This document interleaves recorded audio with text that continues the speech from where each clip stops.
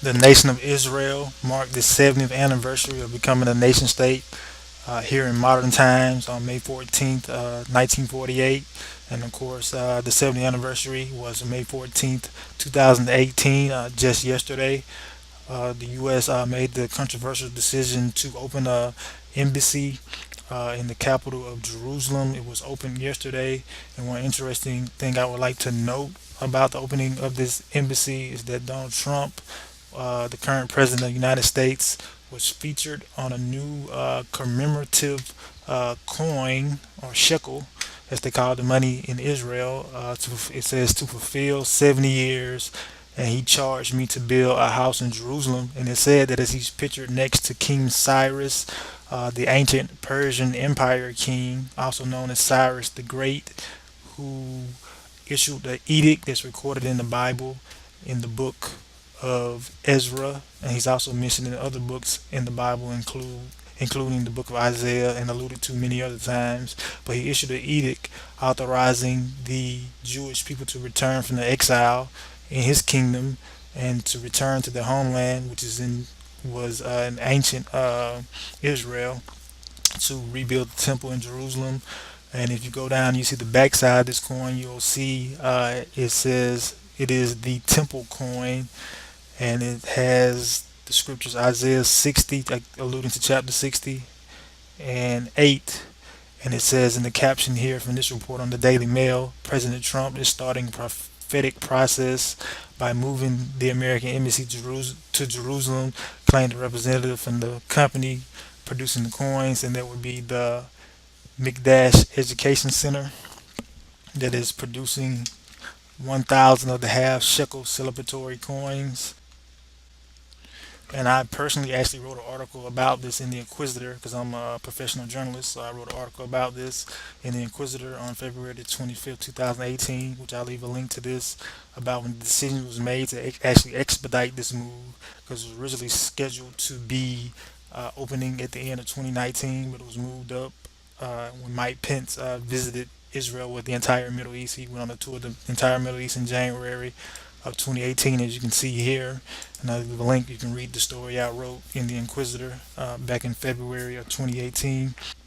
But if we come here and we read Isaiah chapter 45, verse 1, you can see where a prophetic word is written in the book of Isaiah, where it says, "Thus says the Lord to his anointed, to Cyrus, whose right hand I have holden, to subdue nations before him, and to loose the loins of kings, to open the doors before him, and that the gates may not be shut." And Cyrus is the only non-Jewish person that God calls his anointed in the Bible. Because if you come over here and you read what's called the pulpit commentary, you'll see where it says the anointed of Jehovah is elsewhere always either an Israelite king or the expected deliverer of the nation, which would be the Messiah, which was an allusion towards Jesus Christ. And you also see that through that coin, the current Israelis are indicating that they believe that Donald Trump is God's anointed. But this should not be confused with meaning that this is God's person, as far as from being righteous, with being within right standing with God.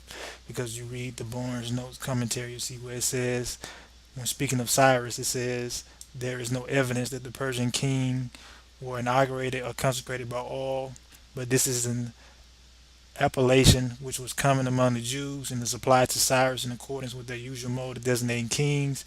It means here that God had solemnly set apart Cyrus to perform an important public service in his cause.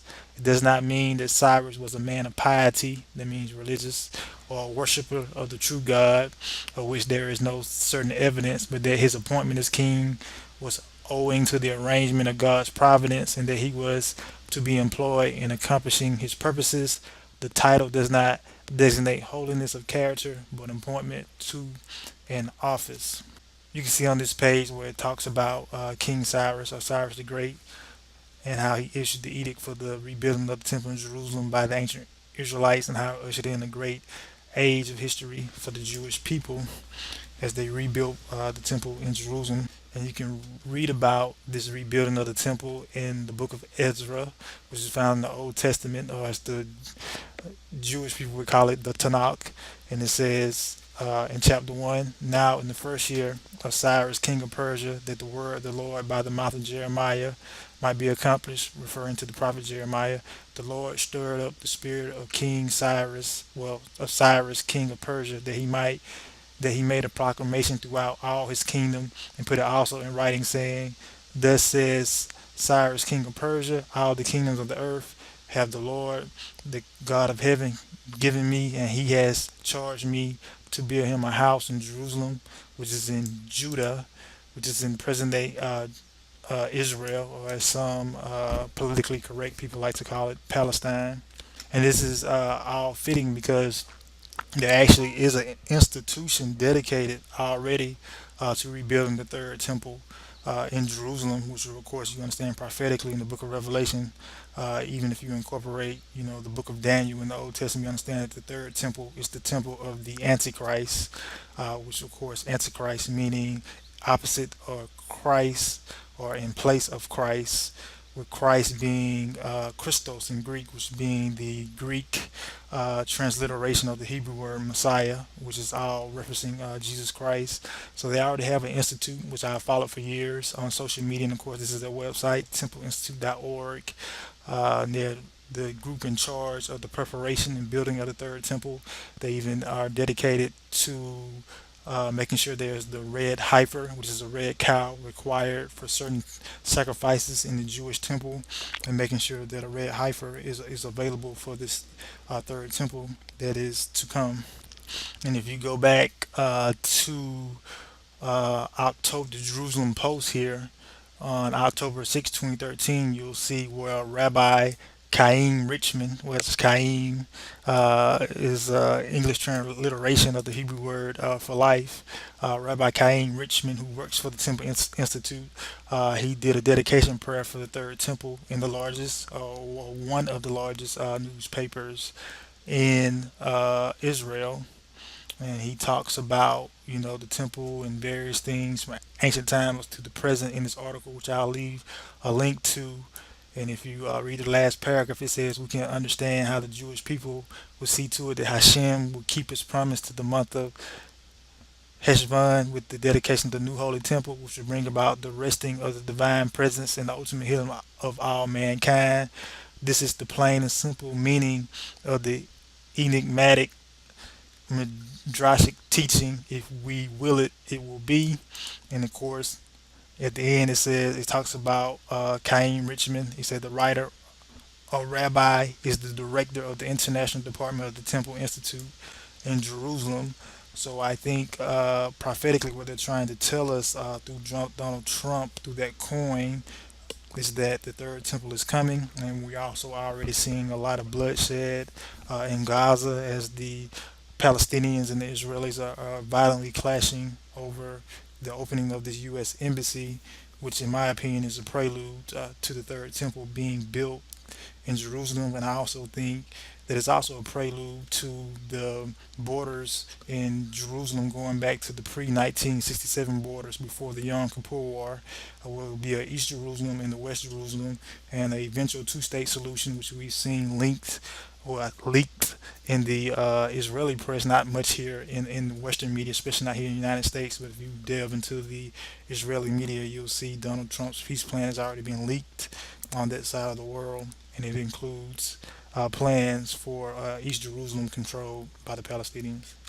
And I think that a lot of people have said prophecy is coming true through this embassy being built in Jerusalem.